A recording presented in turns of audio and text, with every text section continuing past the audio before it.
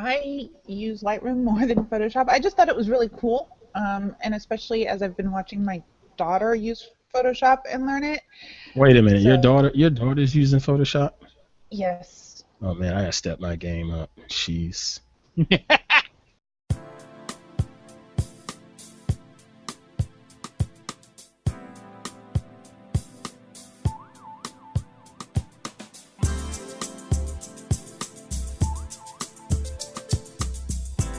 all right. We are now live and on air. Hey folks, what's going on? I am at Pruitt. Hope you folks are doing well out there. This is the weekly-ish, or sometime whenever we get together, Hangout on air with the smartphone photographers community hosted here on Google+. I thank you folks for popping in and checking this out. When we do get together, we like to discuss different tips and tricks that can help make you a better smartphone photographer. Because all the little fancy smancy cameras that are out there that most people can't afford, you have a very nice competitor usually in your pocket or in your purse. So that's what we like to talk about, and we try to show you how you can get the most out of your smartphone camera, as well as discuss other little things that we may find of note and interest in our community photography challenge. But before we get into how we normally do this here show, I'm going to allow everybody in here to introduce themselves, say hello with a little check-in. I'm going to start up in the New England area, south, that is, with the lady. Welcome to Miss Annette Holland. How you doing? Good. How are you tonight?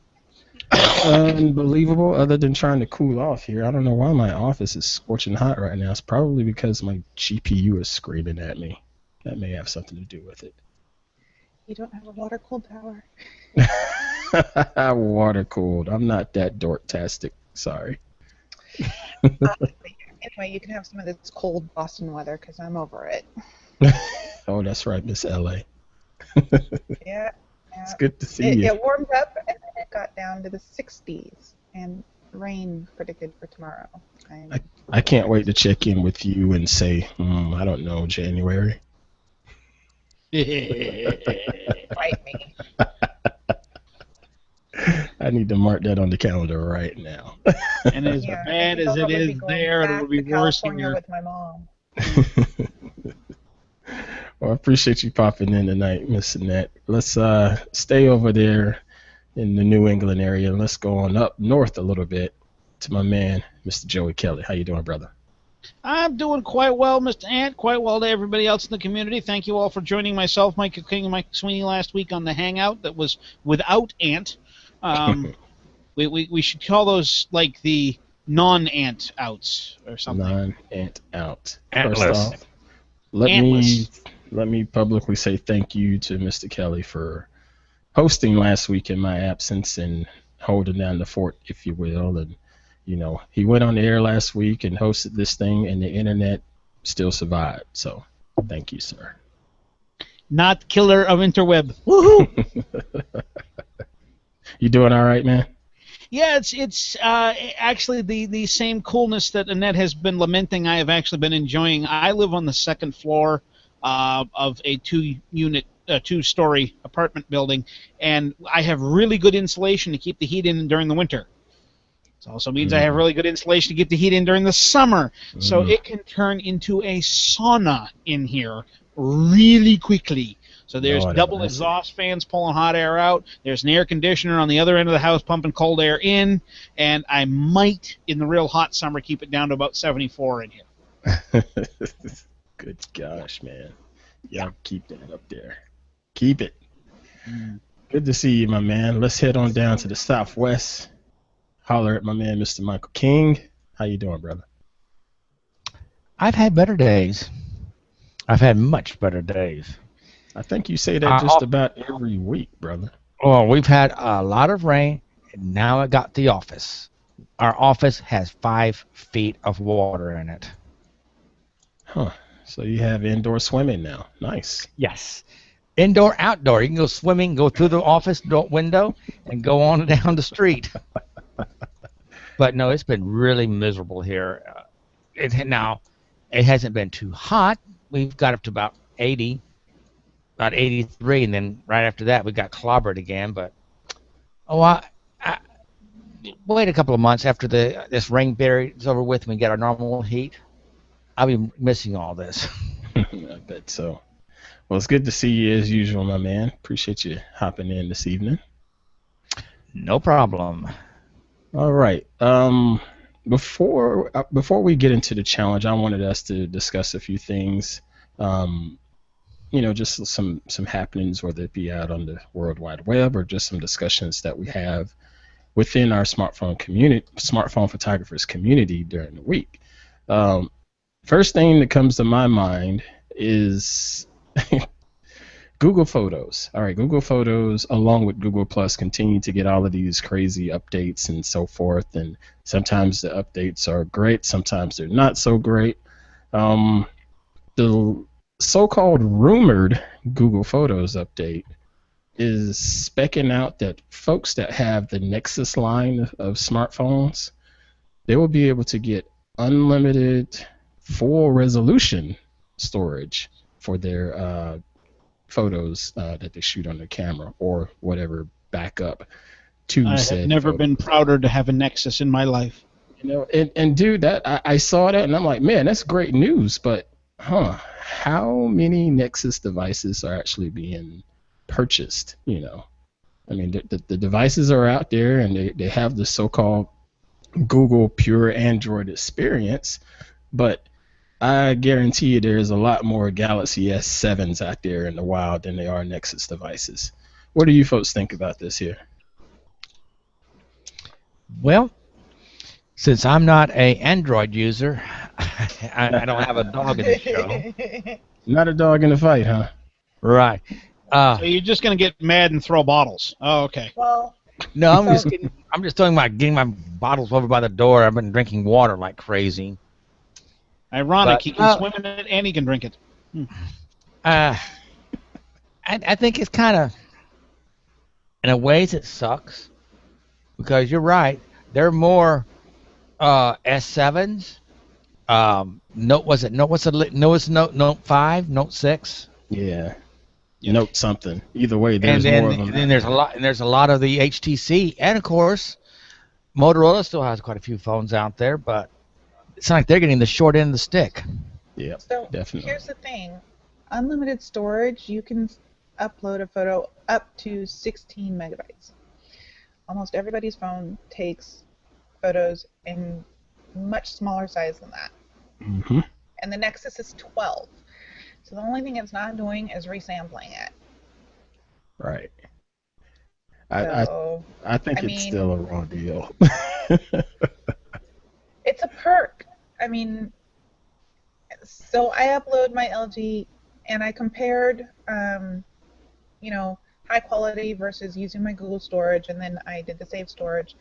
I honestly couldn't tell the difference. I couldn't say that with mine, but I was using a lower quality camera as well, though, versus that LG camera that you have. Yeah. So long as you're under that 16 megs, and I know Sweeney will disagree with me, you really can't tell. The average person cannot tell. Really? And see, I don't know on that, because let's look at, like I said, look at the lesser cameras out there. I remember having my HTC One Max. Loved that phone. The camera just wasn't all that great. I just made the most out of it. And Right?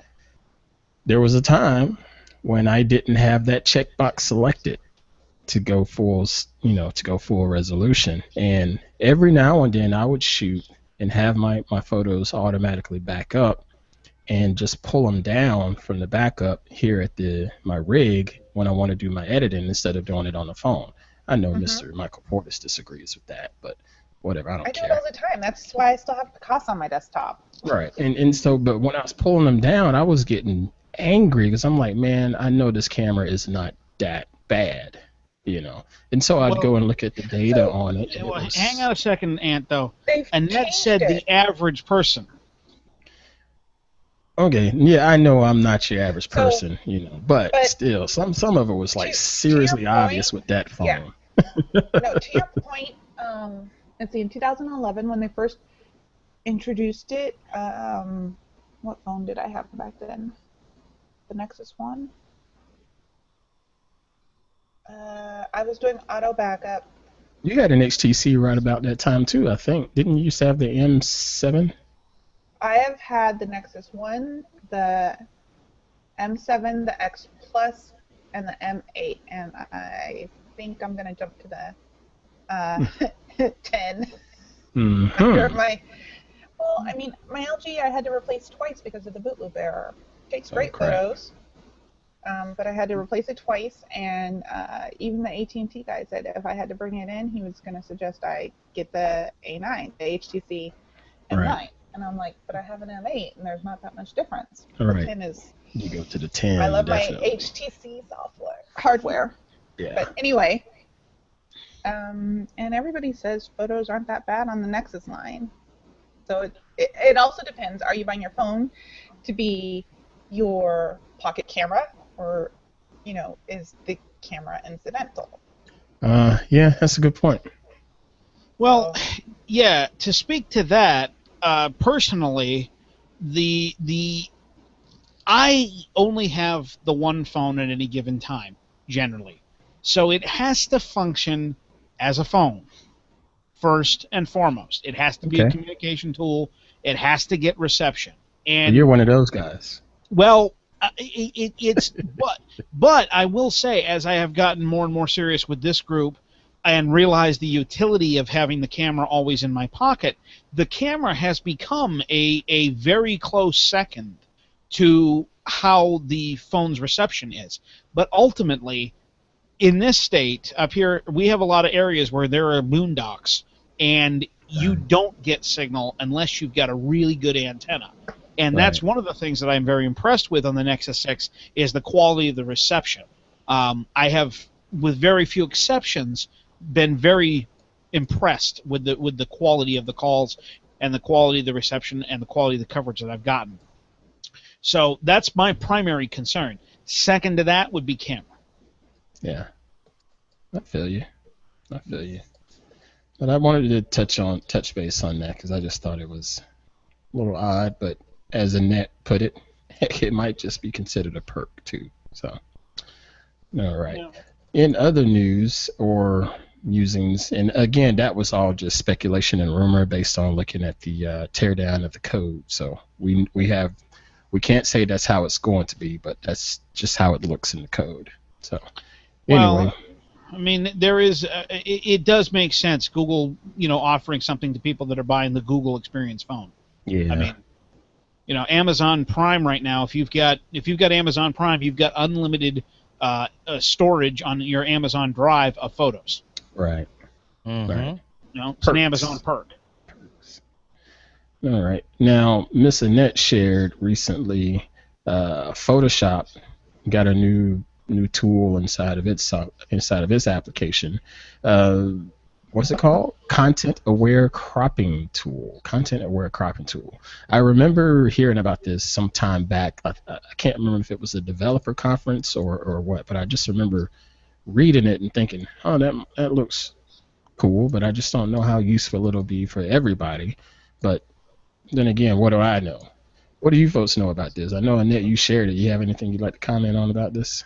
I use Lightroom more than Photoshop. I just thought it was really cool, and especially as I've been watching my daughter use Photoshop and learn it. Wait a minute, so, your daughter's using Photoshop? Yes. Oh man, I gotta step my game up. She's unbelievable. You should see some of the stuff she posts to Instagram. Some of her accounts are public. But anyway, yeah, she's gotten really good. And I think I told you guys about how she came over and took over my keyboard to show me how to do some things in Lightroom. Yeah. I remember that. I thought that was funny. Yeah. So now she's doing it with Photoshop too. And at first she got really frustrated, but now she's just like, Mom, look what I just did. So. That's awesome. You know that feeling that you had when you programmed your parents' VCR for them? Now you're on the other side. I actually had pretty tech-savvy parent. Well, I've had to do it for my mom, but not my dad. And once I show my mom how to do something, I don't have to show her again. Well, you're on the lucky side then. My parents refused to use the DVD player. They honestly, I buy them stuff like oh, look, Mom, here's lighthouses, your favorite thing in the whole world. Here's an overhead, helicopter tour of all the lighthouses in New England. She doesn't understand how to put it into the DVD player, doesn't understand how to change the TV to the DVD player, and thinks it's a CD. Oh, That sounds awfully familiar. Now, Wow, Joey, we writing your autobiography, Mike? I've had to do the same thing for my mother. now, Joey, you recently came on board to the Creative Cloud Suite. You've been playing around with this tool. I haven't as of yet, but have you been playing around with it? Yeah. The Smart Fill, not so much the content-aware cropping. I have not yet messed with that because I haven't had a reason to. Mm-hmm. That having been said, the autofill that you were mentioning, the Smart Fill, mm-hmm. wasn't that also a new feature? I think this time Yeah. around. Yeah. Okay, that is incredibly useful. And if I had a photo that I could show it to you, I would, because these are not my photos that I'm working on. I'm doing some editing for another photographer. But suffice it to say, the setup is basically a portrait in front of a background. Well, the background is a certain width. In order to meet, the standards or the proportions by which you want to crop to make, say, an 8x10, sometimes you need to have more background than was there originally shot. Right. They put a very nice video over here on their website. They gave a great example. It's pretty daggone cool. Let me see if I Yeah, can get it to and play. the thing is that it works. The autofill, that is, it really does work, Nice. and it works amazingly well. And there it is. There it shows that this particular Image was off kilter, and so they tried to rotate it and so forth, and of course it totally screwed up Yep. with the rotation. Yep, But they hit that button, and voila! bam. That's pretty impressive. Oh yeah. Pretty impressive. I have to admit, I was very impressed, and I'm sure that I'm speaking of the choir, but I did a panorama in Photoshop / Lightroom, and I was very impressed with how well it worked and how reasonably fast it was compared to some of the other stuff I've used. Yeah, considering how much is processing, Yes. it could really lock certain computers down, but they've gotten a lot better with some of the efficiency with it now. Yep. Granted, there's still some issues that I may have with Lightroom, but overall, man, it's they're trying to do better than what they used to do. Well, I will say this. This is a blanket recommendation for anybody with Lightroom. If you can put more RAM in your computer, Max it out. do Hell it. yeah. Hell yeah. I don't care how much you got. If you can put more in, do it. If you can put 4 gigs in, put them in. Yeah, I went from 8 to 16, and I went from a computer that was barely usable when it was for anything else when it was working in Lightroom to something where I can still have my web browser and my cloud backup utilities and everything else going in the background and have an effective Lightroom. Yeah. Most definitely. And they don't shy away about the recommendations either as far as the system goes. They tell you straight up. Yeah, I think the i7 with 16 gigs of RAM. Yeah. I think that's the recommended. I think the required is only 4 though. Yeah. But Not I'll if tell you you want what. to do anything else. Yeah, that's the thing. If you've got 4 gigs of RAM, good frickin' luck. Nothing else. No. Not for a couple hours. Well, and that is, you get a computer you can put RAM in.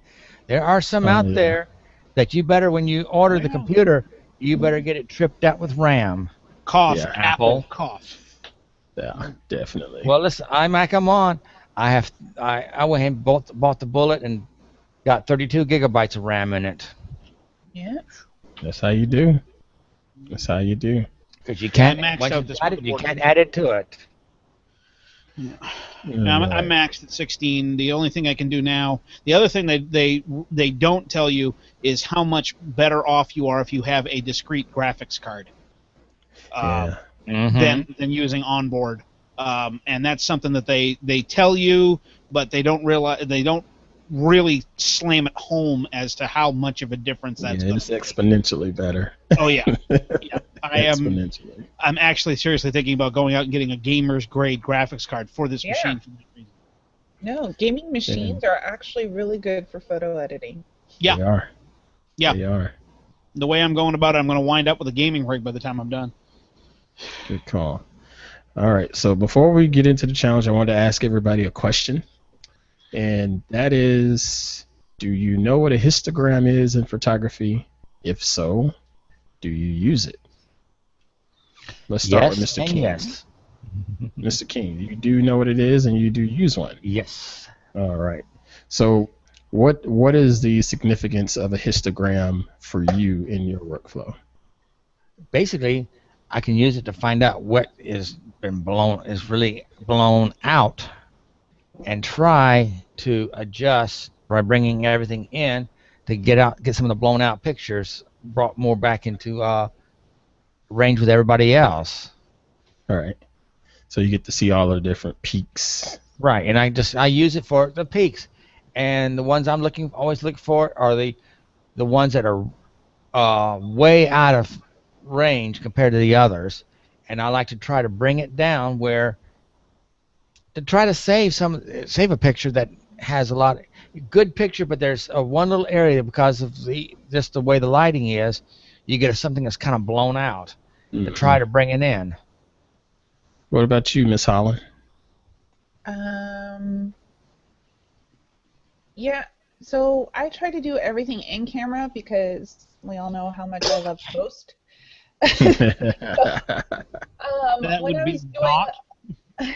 When I was doing a lot of photography workshops years ago, somebody showed me how to set up my histogram and get it set the way I wanted, mainly for outdoor shots because that's what I was taking. And my shots on my D80 always came out perfectly, at least as far as lighting and exposure were concerned. That's awesome. And I haven't done that with my new camera, and I really should because I'm always adjusting those things in post. Hate it. Yeah.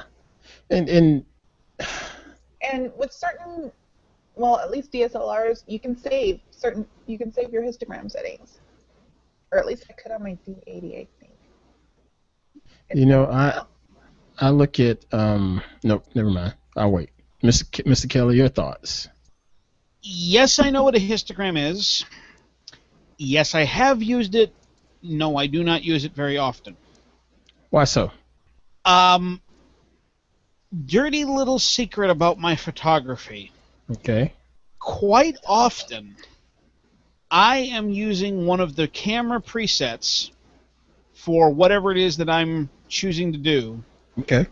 And the only time that I am manually tweaking the exposure is when I'm doing something like night photography, when in that particular case, I fully expect, until I get the shot dialed in, that something is going to be blown out.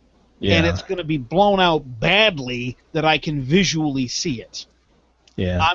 I'm not worried about having one spot the size of a flea blown out of an entire night shot. I am worried about having the entire thing look like a nuclear explosion went off. And that has happened. When you start introducing artificial light and your settings aren't quite right, you can only have to be off by a stop or two, and then bam, it looks awful. So yeah, that's when I tend to use it, is when I'm really pushing the realm of the photography technically.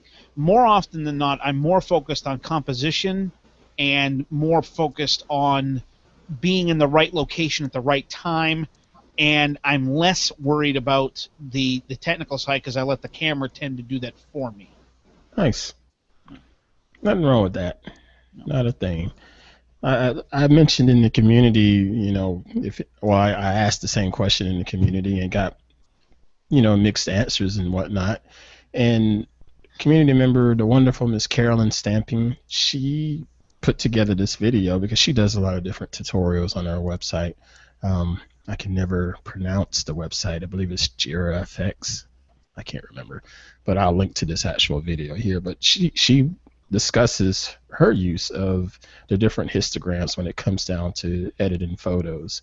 I use the histogram pretty much like as it's part of my edit flow now. It was sort of a trial and error initially, but when I was inside of Lightroom and found that one little button that will give you the like the highlight of the highlights, where it makes it red on your image, you guys know what I'm talking about? Yeah, no. And I found that and was like, well, holy crap, now it makes more sense, and I need to dial this back, and I can, instantly see the adjustments being made, and it just sort of clicked with me a little bit better. And then I started to look at a little, other things with it, far as the color gamut and so forth. Like I'll show you this picture here. Even on your mobile apps, especially, I know Snapseed for sure has it. I believe you told me that you have to be using Camera Raw. Isn't that correct in that? That's the only time it pops up for me. Okay.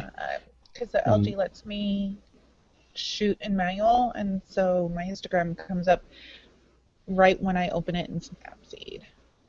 And also Lightroom Mobile allows you to use the histogram, and this is just a stock photography shot that I was working on, putting it in my gallery, and even putting it on my mobile. I'm constantly looking for the histogram. It's just part of the workflow, and it always comes out to be a big aid for me. Right now I can tell that this shot was really underexposed to begin with, but I was able to rescue it to a certain extent in the end.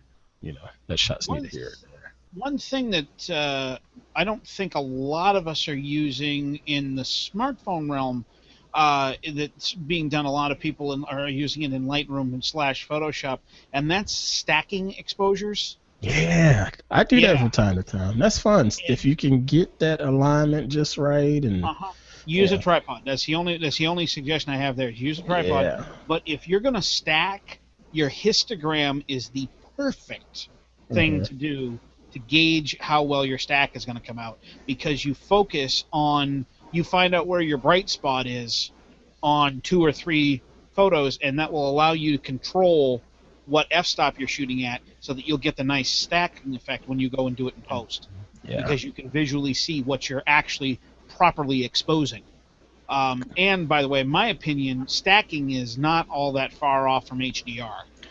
Yeah, I was sort of thinking that, but I didn't know if I was right in that state of mind.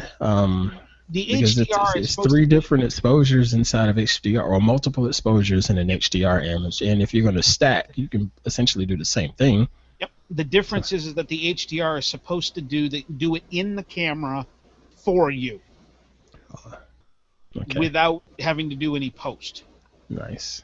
But the trade-off is, if you're shooting an action shot, for instance, with HDR, and the action is moving, the very, very, very tiny millisecond that it takes to grab the sensor data from the 3 different exposures oftentimes will introduce blur. Yeah. You get a ghosting in it. Learned that the hard way. Yeah. Learned that the hard way. Yeah. All right. Well, let's go ahead and take a look at our challenge for this week as we get into the second half of this little hangout on air. Wow, this was one of my favorite ones in a long time. This comes from my man Jose. I can't pronounce his last name. I'm so sorry, because I don't want to ruin your last name, but you know who you are, and we love you in the community. But he came up with the challenge, and it was called Capture the Light. And the gist of it was, we talk about lighting inside of all of our photography and how important it is, even down to video. I mean, I got a big softbox light right here in front of me just so it can look decent on camera. But we wanted to not only understand how we use light to capture the photo, but this time make your photo be focused around a light source.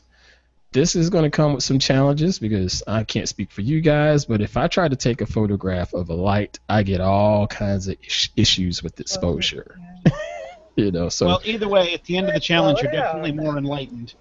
Oh, God. Oh, rim shot. Oh, Why do we not have We sound could have gone effects? all day without that. Oh, But I'm God. sure just in post, just put a big bulb over my head, right Yeah, around here. Yeah, I definitely will. yeah. You wait for it. But no, I struggle with this thing though, with just shooting light sources because it screws up the exposure and whatnot. Annette, do you deal with that too, or is it just me? No, because I kind of like the lens flare thing. Oh yeah. Oh, great. Oh. J.J. Abrams is in the I should house. say, hey, But we you got know what? another. We have a J.J. Abrams in the making. But you guys have seen how I use lens flare, and it's I not. have. Oh yeah. So Yeah, It I just hasn't been can't. overpowering. It's been more of an accent, if you will. I just can't get over the fact that now something that was avoided for hundreds of years of photography is now artistic. Yeah. You know, and it's like, Well, no. thanks to J.J. I I ain't don't giving think him credit anybody for says it. it I'm not sure he uses it in the right way. There's only so many times. It's so Star much Trek more before you gritty fast and real forward. with the lens flare. You know, No, I fast forward through those scenes.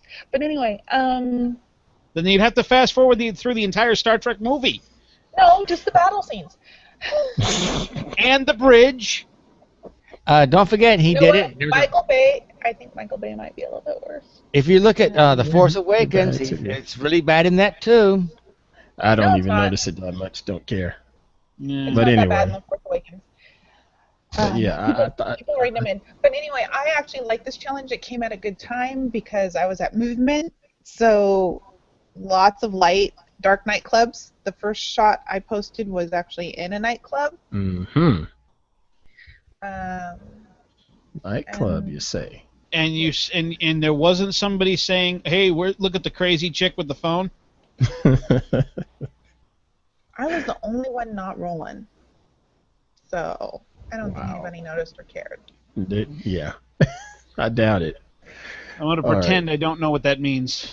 That's all right. We're gonna I move was on. in a dark corner by myself, giving off the "leave me alone" vibe.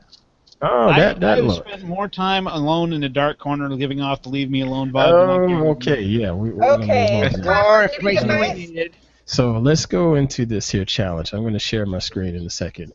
Like I said, it's about capturing the light source as being the theme in your photographs here. And we got about 20 some odd shots or so or close to it. Appreciate everyone that's been able to participate in that, even if you were late. Really, really appreciate Okay, I didn't see that one. that. Can you folks see my screen okay still? Yep. Yep. All right, so we're going to highlight a handful of them before we look at our top vote getter. Let's start with the club lady. See, I- literal interpretation. I really like this photograph in that. I mean, I got one nitpick with it, but I think I know why it is that way. And but overall, I'm cool with it. This is taken with the LG G. You said a G5, right? G4. I haven't upgraded yet. Okay, LG G4. All right, so we're looking at this, and I love the soft look to this thing, almost like a painting. Is that something you did in post, or is it just the way the light came through on the I image? did. So I only had to apply 2 edits to this. Let's see, Snapseed, I used Glamour Glow, and then HDR to actually bring out the panels on the side, Okay, because they were really dark. awesome. Yeah, I like this. You know, outside of the alignment on this, I really like this shot because you captured light sources. Not only did you get the beautiful chandelier It's ish, but you also have the that one's at the sun. Copley Library here in Boston. Hmm. This is And it was awesome. really hard to get the shot dead center because it was a very busy day at the library. I was just happy I got a shot with no people.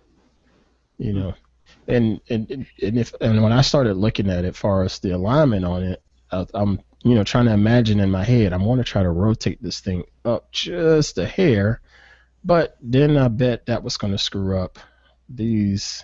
The arches These, on the windows, yeah, Yeah, and it the was art just panels.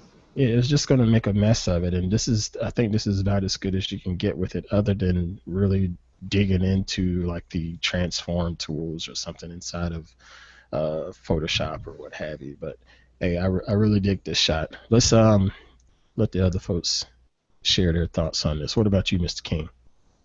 I like it. I voted for it. I have to kind of agree with what you were saying, but and again, I understand why she did it. I think it's pretty. It's a cool shot. I really like it. And yourself, Mr. Kelley? Well, only one comment, which is the same comment with the horse's butt statue from last week. Which I don't know if you saw that part, Ant, but I did. what I watched it. No, okay. I appreciate it. Yeah, well, what I was thinking would be one giant step to the right and line up the chandelier with the center window. It's not actually lined up that way in the library. The chandelier is centered over the staircase, but not centered over the windows. Oh, so even if you did that, the other stuff was still going to be sort of off kilter. All of your other lines in there were still going to be flat. Yeah. Yeah. Okay. Well, because of the three windows and the chandelier point not being where in the center of one of the windows, I feel it looks unbalanced. Maybe it's accurate. Yeah. Because I've never been to this location, so I can't say that. But what I'm thinking is that what I would have at least tried to do would have been to have lined that up, even if I had to make an unrealistic move to the right to make that happen. Yeah. It's not. It doesn't. It's not that horribly objectionable. But it's just one of those things that's what my eye goes to first. Don't ask me why. No, that's part of who we are, dude. Yeah. That's the kind of things that we look at in this community. We are who we are. It's not a bad shot at all. It's just we see and I a few little absolutely details. love the use of the HDR mode to get the art panel out, because without those art panels, this shot would not even be half as good. It would be probably ready for the recycle bin. But with those art panels in there, this just pops. Mm-hmm. And it's just awesome. So makes me want to drive to Boston and track down the shot. Oh my god! See, for me, that's actually a practical option. I don't think Boston's ready for that. I'm Is coming. anyone ready for him? Let's move on to another shout out here. Haven't seen this lady in a while. It's good to see she was able to get something shared here. This is from Miss Toni Crescent. I hope I pronounced her name right this time. And I believe she used a Droid Max on this one. Yep, Droid Max edited in Snapseed, and it's between Sacramento and Ode Sacramento.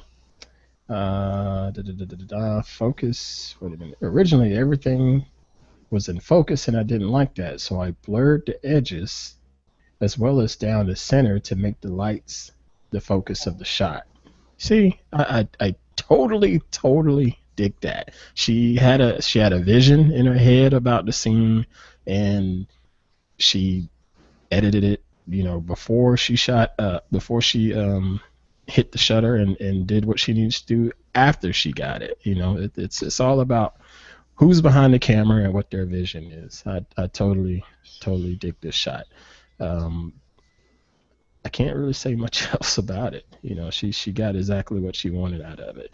All of these structural things here are things that are beyond her control. It reminds me of a photograph that I took a couple years ago, at my office where I was in the parking deck. And the parking deck has hills. It's slanted, even though you have these huge steel beams that are sturdy and straight, but they were aligned in a tiny little angle. And so no matter how I turned my camera or tilted my camera, there was going to always be something in there that's not totally lined up. Something was going to always look like it leaned. But yeah, I dig this shot, Tony. Big ups to you. Your thoughts on this, Miss Annette? Can I play the Sweeney part? Uh-oh. Yeah, I'll give you that opportunity. Okay. What are your thoughts, Miss Annette? I love the neon colors. But yeah, as a street scene, that part isn't coming up. Generally, I liked it. I might have bumped up the structure a little bit more. The structure, yeah. Yeah. I wonder how much liberty she would have had, considering it was a Droid Max, which was not a good camera. Not a good camera. No. So, given what she had to work with, this is really good. Yeah, exactly. Yeah. Yeah, I think if you try to bump up the structure, you're gonna add some noise into it. Yeah. You basically Big noise. snap the image in half. It would be bad. Very bad. Mr. King. Whatever Joy / Sweeney's gonna have to say, they're dead wrong. But of course. The part of me tonight is being played by Mike. But no, I like the way she did it. Blurring everything like that, because it does draw your attention to what the target is, the lights, and that in that beam or whatever that is, a beam or a duct work adds to it. But I just like the way she did it. It's just that little bit of defocusing and keeping the actual lights in as sharp as they can be. It really does draw your eye to it. I like it. Good work. All right, Mr. Kelley Sweeney. Curmudgeon. Yeah, hi. Here's the old photo curmudgeon with another adventures in the line of photography. Okay. Tony, see what you're trying to do here. Good effort. Don't agree with how it was done. All right. And here's why. This, as I am sitting here looking at this, my eye is being drawn down this center rib of these probably heating or cooling ducts that are running right down the center of the frame. As I pass the lights, I go into this aggressively blurred section. The tunnel down there. The problem is that as my eyes are trying to focus on what I want to see, I can't because it's been blurred, and I'm literally sitting here getting motion sick. Interesting. Trying to focus on this. So you, when you look at the image, you personally want to look at what's in the distance. Is that what you're saying, Mr. Kelley? Because there's that line that's pulling me down the center. Mm-hmm. Fair enough. Okay? The horizontal line with the lights on it is very bright, very well done, very everything. The catch is that the line running down the center is more compelling and pulls me into the image, only to then have me go into an unfocused state, which is causing my eyes to go funky and do weird things. Instead of blurring it, and this is one of those situations when post is probably going to be required, I think what I would have done is gone into Photoshop, GIMP, something with a multi-layer editor. I would have cloned this image into multiple layers, and instead of blurring the background, I would have darkened the background. Okay. And by darkening the background, it does two things. It would put emphasis on what you haven't darkened, one, and two, it would not give this seasick feeling of not being able to focus on what your eye is being pulled to, because there wouldn't be as much there to pull. The other thing that I would think about doing is running an incredibly aggressive crop. So, can you grab the crop tool there, Ant, and I'll walk you through this? Okay. I want you to run across the entire length of the image. So you're going to need to make it wide and thin. and I want you to drag down the top of that crop tooling notepad, and I want you to put the top of no, the top, not the bottom. And I want you to put the top a little bit lower. Okay, right there. Now grab the top and slide it up and make it even with the top of that lamp post. That's half blurred out. Keep going up. Keep going up. The one on the right. Keep going up. This one. Yep, the one on the right. Keep going up. There? Nope, up, Oh, right. even Go. higher. Okay. Down. Just right there. Okay. Now we've got this center visual line that is sucking me into the center of the photo, but then it ends. And Okay. it presents a horizontal line that is very visually interesting. So you run an aggressive crop on this. You rotate it maybe 10 degrees to the left, Just up like that. so just that a it's little bit. it's a parallel straight across line. Mhm. And you have almost a perfect 90-degree angle right there with the lights on it that is extremely visually interesting. And no blurring would have been required. Interesting. Still don't know what Mr. it is. You don't have to know what it is. It's light sources. Yeah. For the purpose of this, We were having this debate on one of my Facebook groups, which is called Abstract Railroad Photography. And the comment was made very simply, I know what this picture is because I can see what it is. An abstract shot, I shouldn't be able to tell what it is immediately. I need to be told what it is. It should visually compel me to then read the caption to find out what I'm looking at. Yeah. I can agree to that. I like that.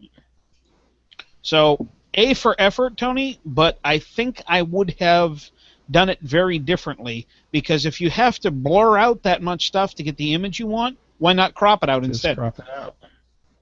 Interesting logic, my man. Just a thought. Very nice. All right. Damn, we're cutting short on time. We'll look at a couple more here. Want to do that other shot by Sweeney that I hated? Yeah, let's look at that. Let's look at Okay, that. hate might be a strong word. Yeah, you already said it now. Too late and it's on air. Stinks. All right. To get started here, I actually like the photograph. This reminds me of some of the other styles that Sweeney has shot in the past, giving it that whole sort of watercolored, painted look, and considering there's water in this image. But what I like about this shot that he shot with a iPhone 6, I believe. It should be a 5S. 5S, that's right. You're right. 5S. Now, what I like about this particular shot is the leading line on it. We have the subject of being light, and no, I didn't look here. I didn't look here. My eye went from down here all the way up to the larger light up at the top of this fall here. That's highlighting this fall. And I love the fact that, like I said, it's got the whole watercolor paint feel to it, but it's actually pretty nice clarity on it too, down to where you can see the streaks of the water coming out of here. So the shutter had to be somewhat fast to be able to capture that even in this low light. So I dig it, man. I totally dig it. I can't think of much else I would do differently on this shot. Maybe rotate it up and down to the left just a hair, but outside of that, I dig it. Mr. I'll King, play the curmudgeon. your thoughts, Mr. King? Well, no, it's a good shot. When I first see it, the first thing I kind of draws my eye is that the hand going into that water, and then I kind of work up. But it's a Sweeney shot. So what do you expect? Perfection. You're too generous. What about you, Miss Annette? other than knowing that it was Disneyland, No, I liked it because of the different colors of light, Uh-huh. and that you could tell. I didn't think it was Big Thunder. I thought it was Splash Mountain. But yeah, a roller coaster at night, getting the light. It's not an easy shot to take. Yeah. So He pulled it off. yeah. That's a Sweeney for you. All right, and Mr. Kelley. Oh, sorry. I Unmute tried to do a yourself. Sweeney sigh there, and it didn't work. Nice. I just was thinking I need to create a layer in the GIMP or Photoshop or something that it's just like an A+ certified, like a beef stamp, only it says photo Sweeney approved. Yeah. What would you apply it to? Anything that he's done, we just stamp it. Sweeney approved. Sweeney Nice. approved. The Sweeney Okay. shot. Now, I said hated, and then I went, well, hold on a minute, that's not really what I meant. Because the shot itself is actually quasi-amazing. Mm-hmm. To be able to capture that with a freaking phone in the In middle the of a dark. ride, In the In the- dark. pretty much pitch black darkness, is an achievement Yeah. to which I have not yet aspired, nor had the opportunity, nor been able to pull off. Mm-hmm. Here's With why I that don't like said- it. My problem with the photo is not the photo. All right. What's the problem, sir? The contest. Okay. I can't even see where the light's coming from. Okay. Meaning I can see that there's light coming from somewhere, but I can't see that source. You don't know what the source is. Okay. I think it hits. I think it hits everything right. I Not think re- I don't think there's anything wrong with the photo. I think it's a very good photo. I think it's even bordering on awesome in terms of the sheer technical tenacity to pull it off. Yeah. But I'm thinking because about the it in the light context of a contest that was supposed to be capturing the sources of light. Well, let me ask you this, Mr. Kelley. Eh. What if this hot spot right here was Mhm. shaped like a bulb, and so was this one, and so was this one, and maybe even another bulb right there? What if that were visible?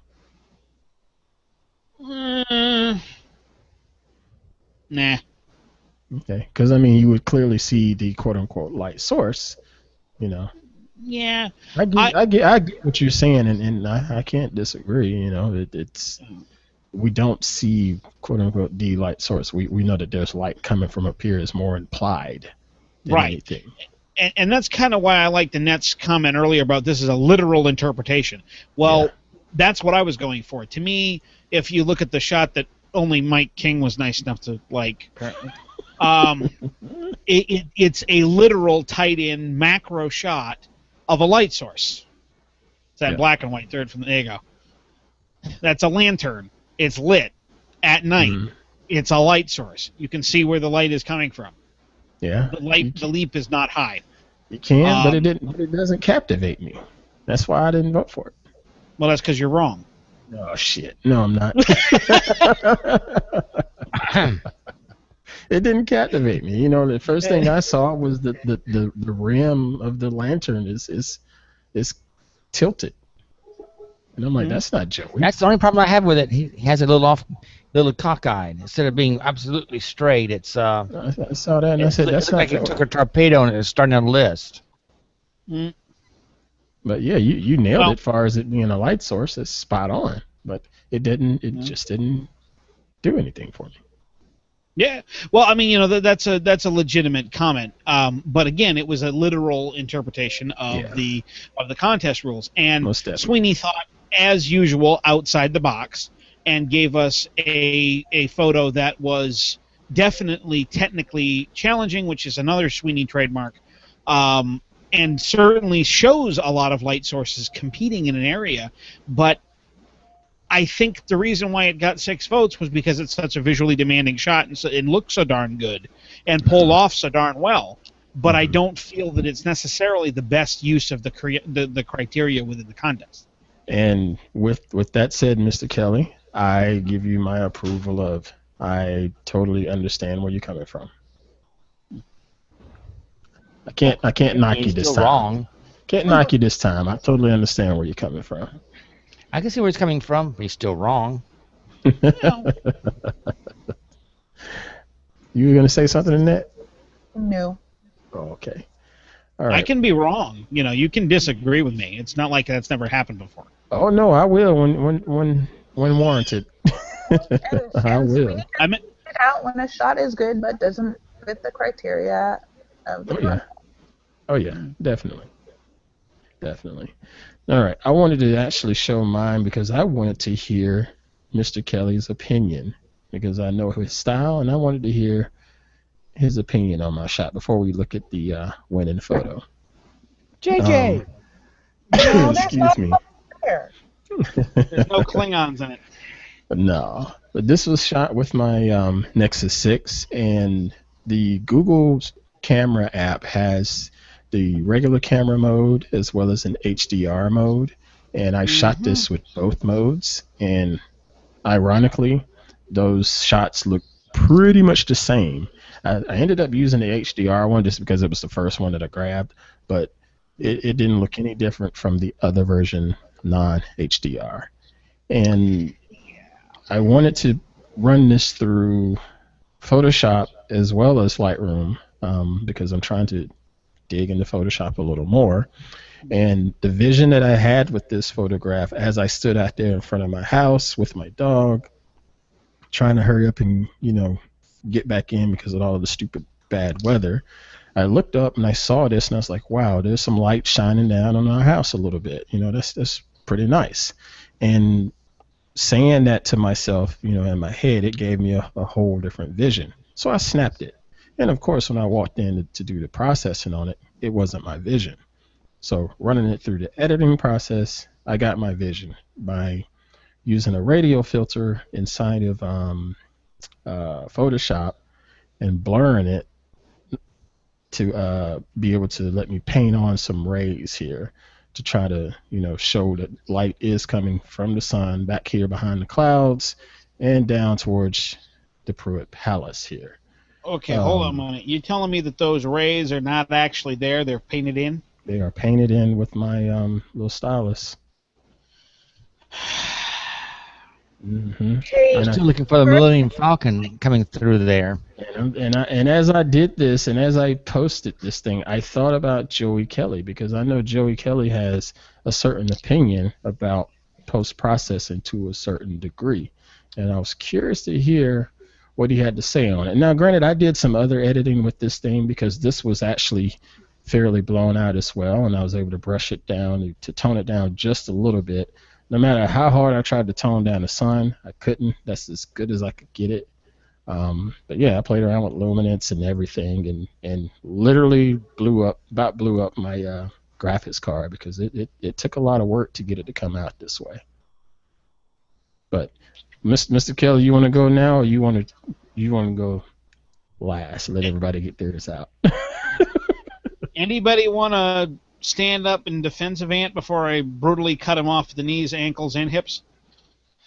Mr. King, anything? Well, still, it looks like I've seen some X-wing fighters coming out of there. Everything. I mean, it looks like something you see off JJ's. Mm-hmm. Also, looks like someone got hit with a tropical storm. Yeah, we had it. What about you, Good. Miss Holland? Keep them there. I'd rather you have it every year than us. We don't need any more. My only thing is one thing that Sweeney got me for, those telephone lines. If you're doing all that editing, Mm-hmm. you could have.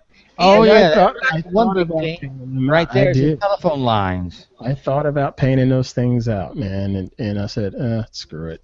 I sure did. You're 100% right, because I do paint them out usually. All right. Well, in that case, let's Anything start with else, that. Miss Annette? Hold on. Anything else in that? No, and I actually first saw this on Instagram, so it might have been, small format on my phone. It looked great. Mm-hmm. So I really don't have any criticism, and I didn't know you'd put all this work into it. It took some time. All right, Mr. Kelley. All right, I'm going to need 2 crop tools, Ant. All right. I'll get So, another one over here ready. the first one, I want you to bring up as that last one was, kind of long and thin. Okay. And I want you to start it at the bottom. At the very bottom. I can see where he wants to go Work your to. way up Just get rid of those telephone lines. Mm-hmm. right there. Okay. Bingo. Now I want you to take a thin, tall one. Sorry, narrow and tall would be a better way to phrase that. Okay, now I want you to completely obliterate a straight line from the bush up. Okay, Yeah, that makes a lot of difference. now what you just did Mm-hmm. was take this from mediocre with distracting power lines Mm-hmm.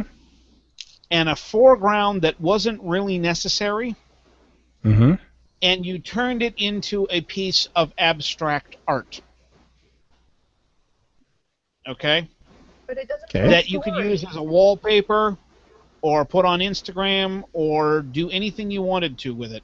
Mm-hmm. And it made, You also could, made you the could shot go a little lot bit better. lower and whatnot, because all I'm trying to do is get that power line out of there. Uh-huh. But by doing this, you create a 16 by 9 or approximately Uh-huh. widescreen image. Oh, Portis. You know, Right. yeah, you're getting them all Porta styled, and you're allowing those diagonal lines Mm-hmm. to come almost, if not all the way, to the end of the frame, and you're allowing them to draw the viewer in almost as if they were, say, oh, I don't know, the tire tracks left by the DeLorean on a time jump. Left to right. Okay? I tell you, when we get to 88 miles an hour, you're going to see some serious... Anyway, that would be my comment on that. Okay. As nice as the clouds are, they are, and as bad as the power lines are, I feel that the whole foreground could be chopped out, and I don't think you lose anything. I think you gain. Okay. Interesting. Personal opinion. Now, that having been said, that was my first impulse before you told me that you painted it. Uh-huh. If you have to put that much work into a shot to get it to come out the way that you want, Mm-hmm. in my opinion, you haven't shot it right. Haven't shot it right. Because there is an old term that I'm sure you're familiar with, Ant, that when it applies to computers. Crap in, crap out. Yeah. And you can take a okay shot and make it better.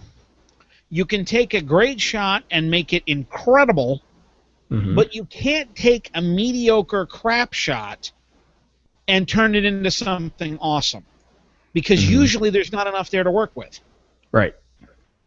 And Some key limitations. example, in order to get this to work, you had to put a lot of work in it. You had to actually paint stuff in. You actually had to add something to it in Mhm. order to get it to come out to being even close to where your artistic vision was. Mm-hmm. Which tells me that either from inadequate time to mess with the exposure, or inadequate opportunity, or inadequate gear in terms of the smartphone may not have been able to handle the amount of light that you were trying to put through it. It was the latter. Okay, then there was a failure somewhere along the line. It would either be with the location, the gear, or the person running the gear. Mhm. And I doubt it's the person running the gear because you're very good at running your gear. So, Thank you. in general, but we all have our what's-a-whoosies. Trust me, I've got dozens of shots that will never see the light of day. Okay, so I ain't no perfect camera runner. Just saying. And yes, I just use what's-a-whoosies on the Hangout. Oh my gosh. Anyway, if I have to put more than about 10 minutes worth of editing into a photograph, Yeah.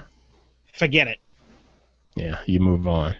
Because, for instance, your artistic vision probably did not have any grain in it. Right. And all I can see in those blasted clouds is grain. Mm-hmm. because they've been edited so heavily to get them to look that way that all it's done is introduce grains and artifacts. And get this, Joey, it was worse than that. Ouch. It was worse than that. That is the limitation of the camera trying to shoot that particular shot. And it's funny. Like I said, I shot it in HDR mode, and then I shot it in the normal mode, because when I first saw it, I was like, oh God, I better shoot this in HDR. There's no way this is going to remotely come close to what I could see here standing with my own eyes.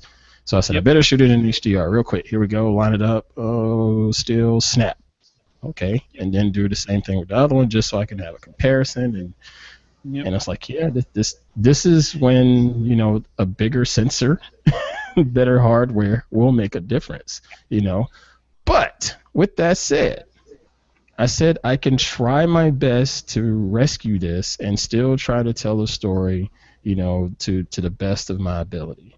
Going back to I had the whole HTC One Max camera that was nowhere near as good as this Nexus 6 camera, but I made the most out of it. And I totally agree with you folks regarding the power lines, but I got lazy on that. I totally agree with you, Mr. Kelley, regarding that crop, because I did try to crop, but when I cropped it down, I lost a lot of quality.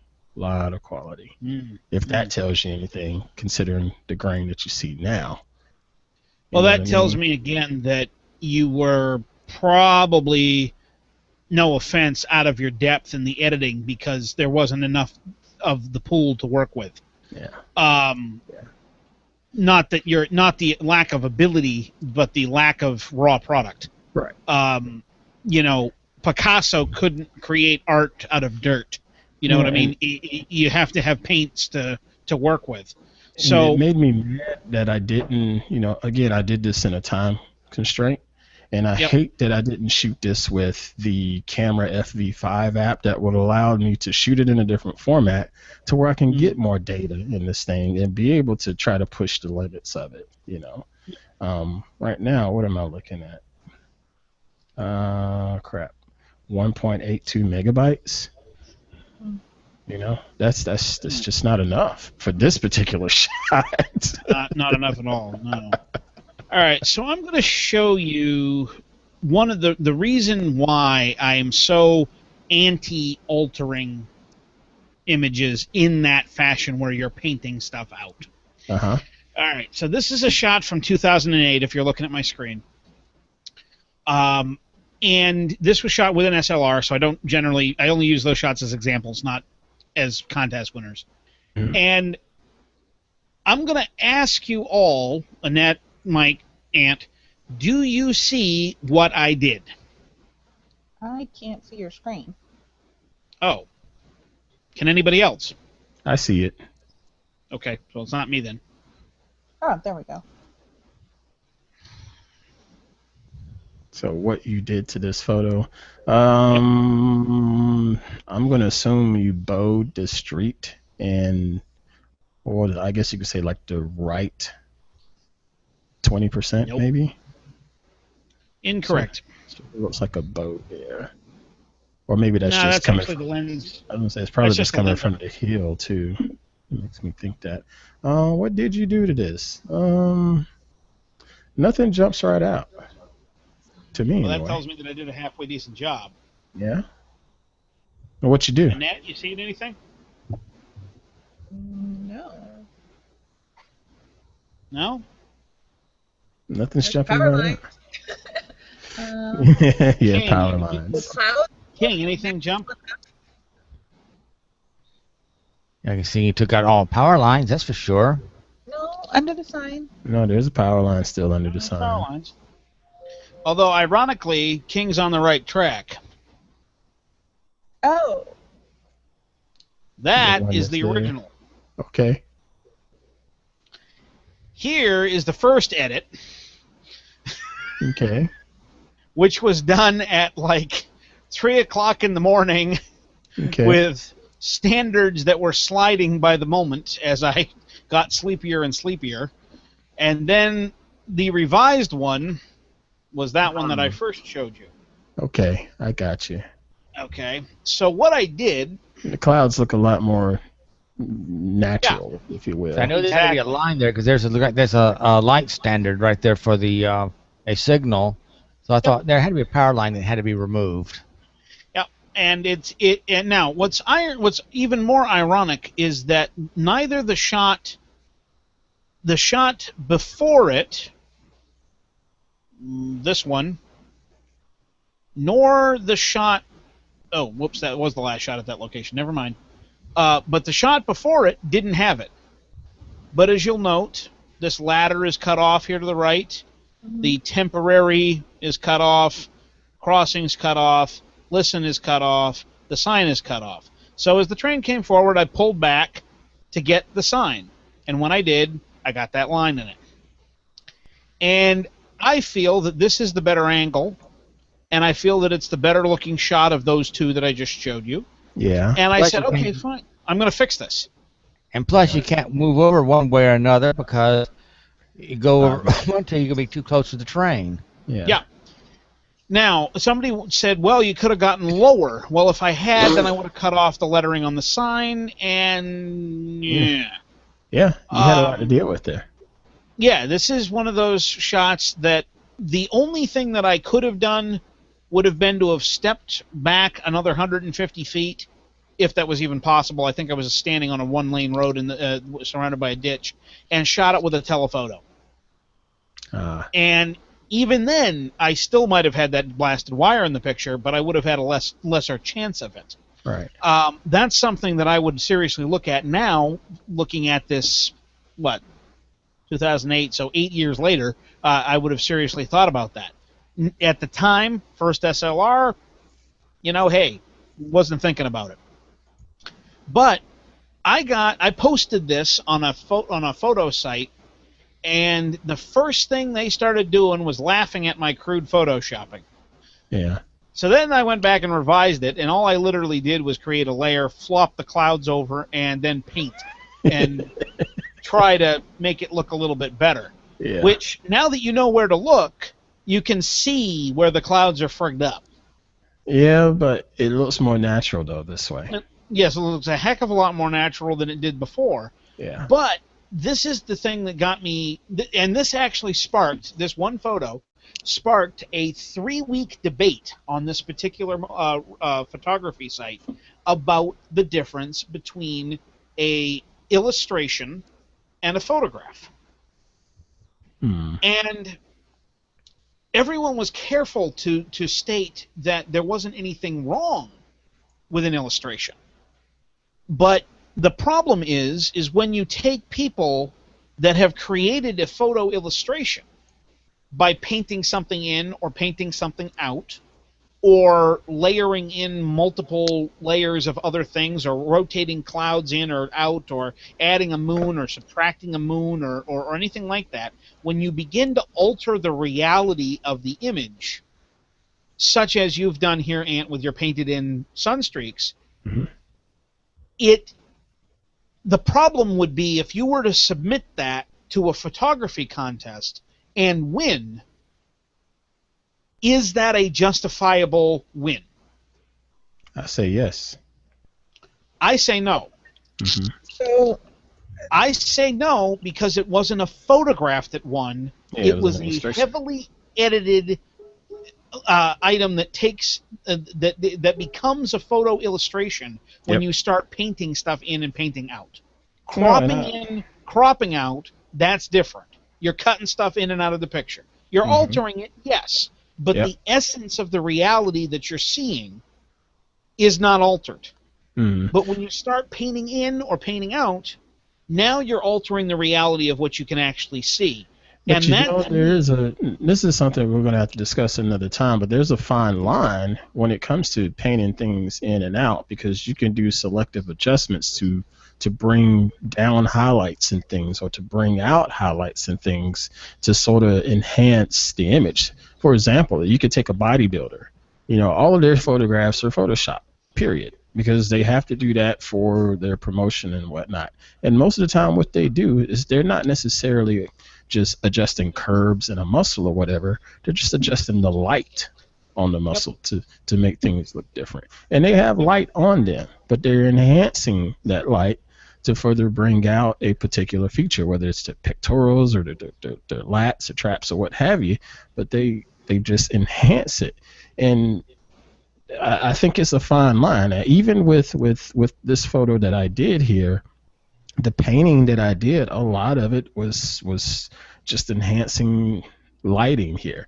Now, granted, this right here, that is a total brushstroke right through there. That's a total brushstroke going right through there. That's another total brushstroke going down through there. And you can see that clearly.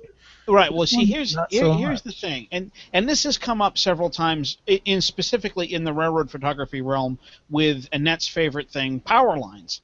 Because what someone will do is they will submit a photo and they will have cloned out or tweaked out the power lines. Yeah. The next person that shows up with a 35mm film camera at that same spot, expecting to be able to crank off that same picture, well, son of a bee sting, there's power lines here. Right, they didn't know. Well, how the heck did they shoot it without the power lines? And then you find out, oh, wait, they didn't. They took them out later.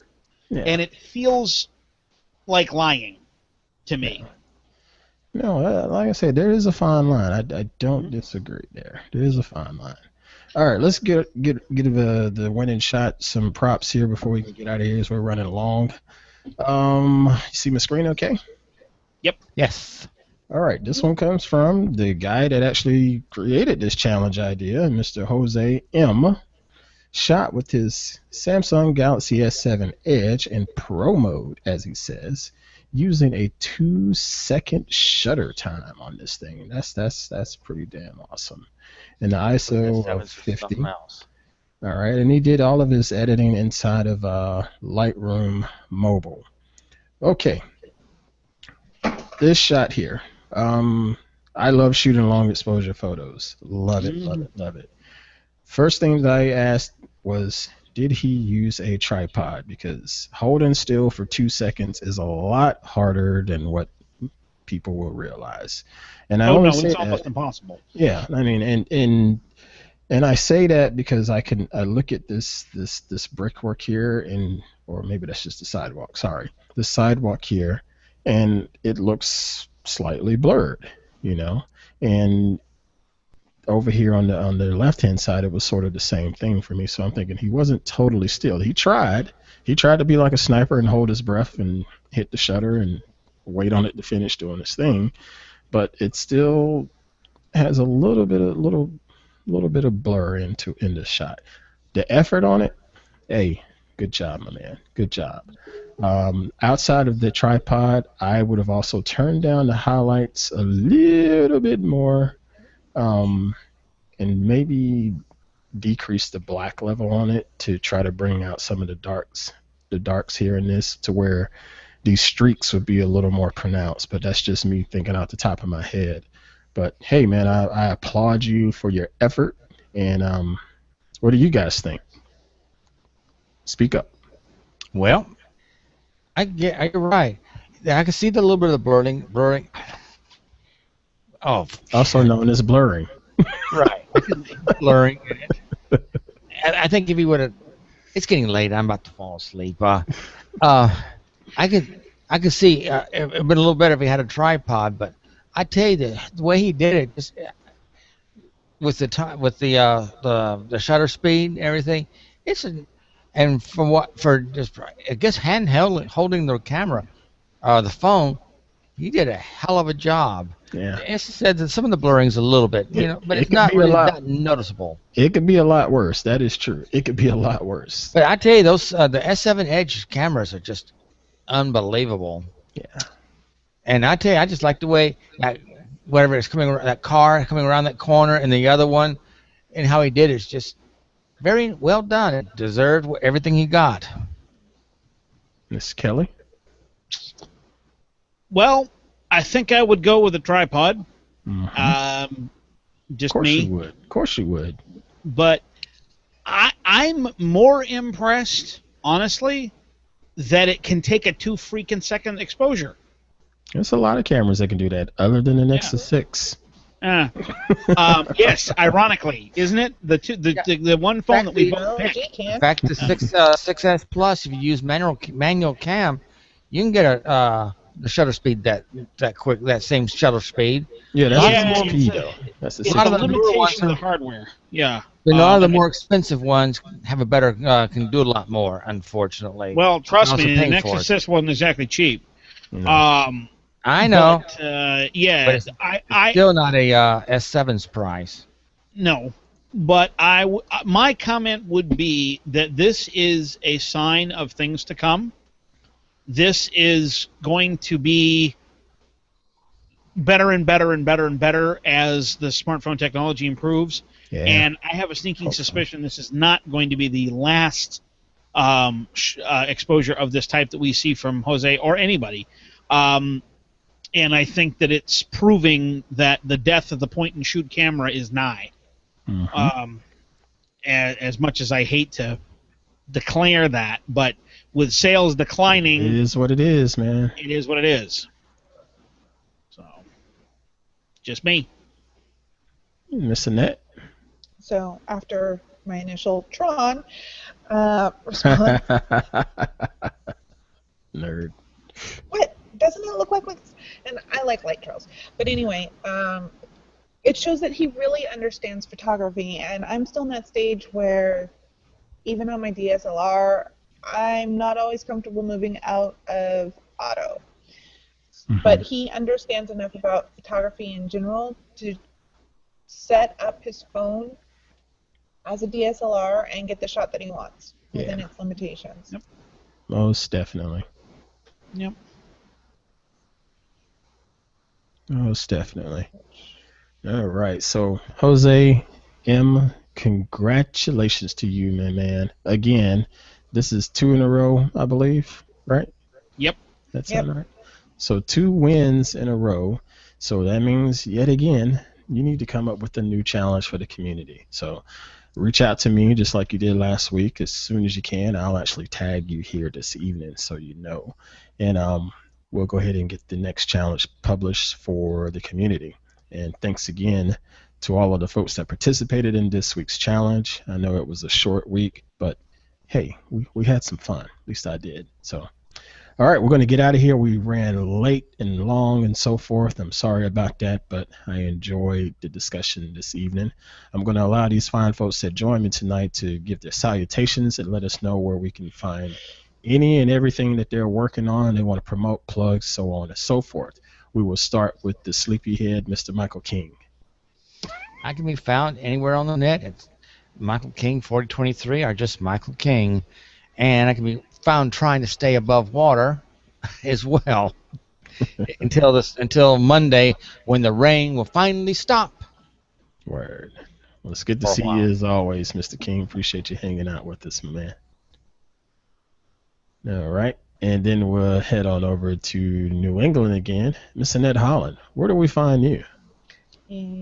Everything is linked off of my blog, which is AnnetteHolland.com, including the link to my G Plus profile, which is my most active social media, though I'm starting to do Instagram a little bit more, and Twitter when working with me.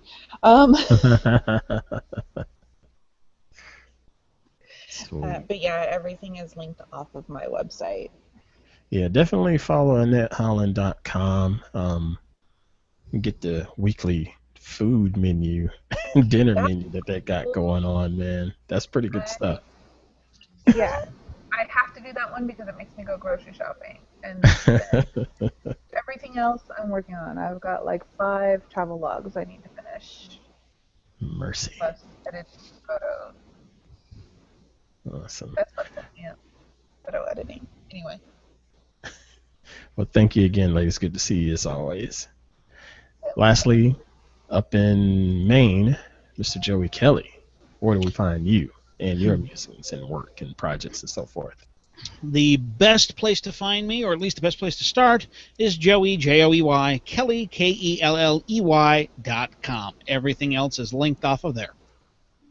All right. Appreciate you hanging out, and and providing some very, very interesting insight and discussion this evening, my man. And again, thank you for hosting last week in my absence. My pleasure, and I'm always available to channel Sweeney. Well said.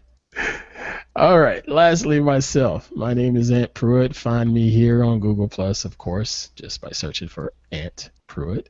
You can also find me on some other social media sites. Twitter, my handle is Ant_Pruitt, as shown on the lower third that you'll see later on, and my website. But check out my website, antpruitt.com, and the YouTube channel. I am starting a new initiative with my YouTube channel that will tie in with photography a little bit anyway, and I'm going to do more of a vlogging experience when I go out and do my shoots, whether it's a shoot with my smartphone camera or whether it's a shoot with my DSLR. Either way, I'm going to take you with me, take you through my thought process, whether it's good, bad, or indifferent, and share what I come up with.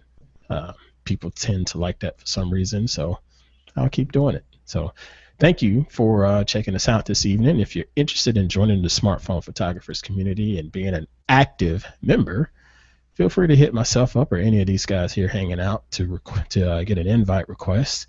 And be sure to check out the community website, that's smartphone-photographers.com, where you'll find blog posts as well as all of these little Hangout on air as a rerun. So that's smartphone-photographers.com. Be sure to share this out and hit the like and subscribe button to let other people know about the community. And we will see you guys hopefully next week. Thanks again.